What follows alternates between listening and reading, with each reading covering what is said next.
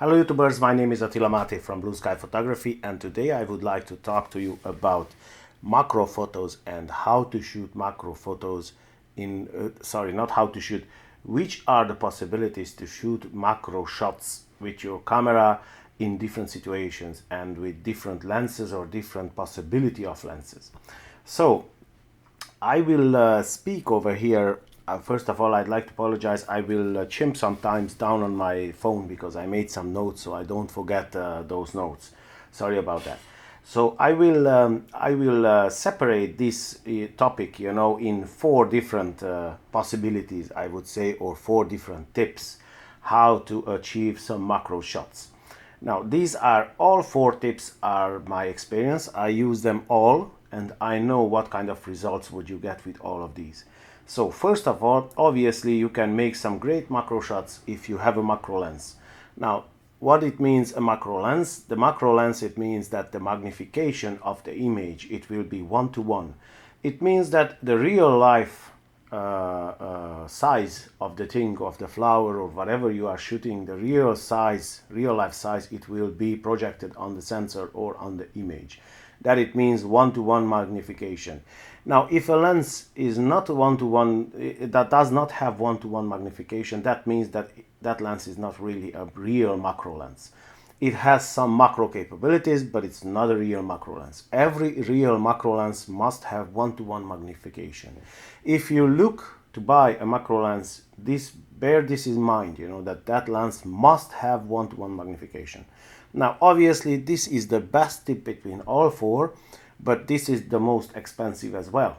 So, if you want to have a cheaper option, near the macro lens, you have another three options to try, and to realize if it's okay for you or not. Now, the second is the extension tube.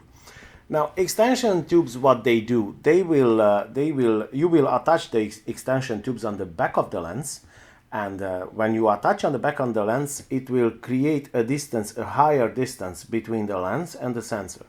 Now, this sounds good until now, and because the distance between the sensor and the lens is bigger, the focusing distance of the lens will be also closer, so you can go closer to the subject and the image will be higher. Now, that's okay, but this also have problems as well, drawbacks or whatever, disadvantages as well. Now, one of the disadvantages is that you will lose light. If you create that distance higher between the sensor and the lens, you will lose some light, obviously.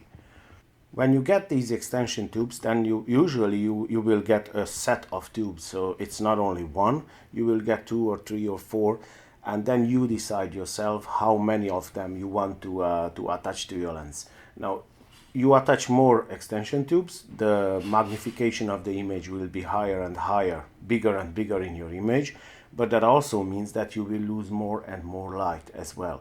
So you have to bear this in mind, that if you use extension tubes, you need extra light. If there is outside a lot of light and the sunshine, pure sunshine, and the sun is hitting directly your subject and these kind of things, the flower you want to photograph or these things, that is not an issue.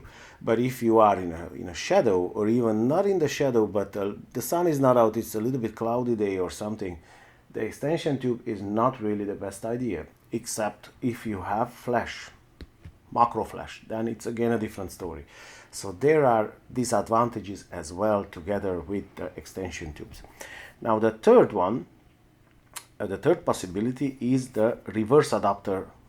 I call it reverse adapter. It might not be reverse adapter. I will put on the screen here because I don't want to say something stupid, I call it reverse adapter.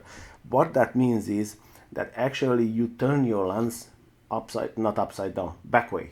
So you buy this reverse adapter and you screw in your lens's filter mount in the front, in the filter thread, you screw there, and then you reverse the lens and you will attach your lens with your filter, with your front towards the sensor. You reverse completely the lens. Now, these adapters are usually really cheap. It's not I don't know, maybe $10 or $15 or whatever. It's really cheap.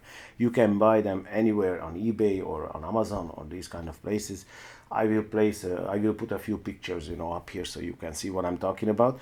Now, obviously, this, I don't really like this, and I tell you why. Because the back side of the lens, you know, the back element, it is exposed, you know, and I don't really like that, honestly. I don't know why, but I have this bad feeling. I tried once or twice. It's working, it's okay, it's good, but I don't really like to use it, you know. I wouldn't recommend this, but if you want to try it, there you go, you can try it. This is a possibility. And with this, the advantage is that you don't really lose light like with the other one, like with the extension tubes, the example. With this one, you don't really lose light, but in the same time, it's not like, you have to keep in mind that all these possibilities, they are not as good as the first one, which is the macro lens, the specific macro lens. These are okay. They will get you close to the results what you would get with a macro lens, but it's not as good as the macro lens. Now, this reverse adapter, it works good, like I said, but it has a disadvantage as well. And that disadvantage is that obviously if you reverse the lens, your filter thread is occupied, so you cannot put any filter in the front of the lens, you know. That's a disadvantage.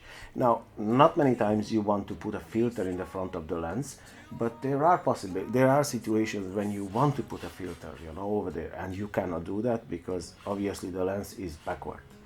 Now, the fourth possibility is, and many times photographers, they will say that, oh, this is not true, this is not good, blah blah blah. I tried this and it really works, I tell you.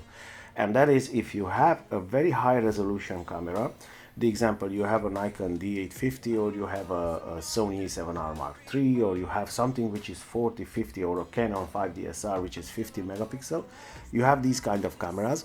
And then if you have these kind of cameras, you can use a very, very sharp lens with that high megapixel camera, and then you put your aperture, you stop down your aperture at f4 or something like that, and then you crop the image after that in post-processing. If you crop your image in post-processing, you will get your image magnified. It's like a smaller sensor, you know, like you shoot with full frame or crop sensor or micro four thirds. It will be kind of the same story. And your depth of field, it has to be, obviously, your depth of field has to be wide enough to cover the subject. You know? So that's why I say you have to stop down your lens as much as possible, depending on the light, obviously. You have to stop down at f8 or f9 or maybe more. It depends. You have to exercise, and you have to see at the situation, you know, to know this. But if you do that, you can get a pretty good macro looking shot. And I did this with wedding rings. I did this several times with the A7R, you know, I did it. A7R is only 36 megapixel and it was working perfect. It was good. So these are the things that I think these are the 4 tips that I think that they can help you to get a macro shot. Obviously, like I said, the first one is the best, the macro lens, but if you want some possibilities, if you don't have the budget or something, there is another 3 things, so you can try it out, you know, and you can get some macro shots. I hope this video was helpful to you guys. I hope that you liked it. If you liked it, please like and subscribe and share my videos. And if you want to support my channel, please don't forget to hit the thumbs up and share my videos. And other than that, I wish you a great day, and I'll see you in the next one. Take care, guys.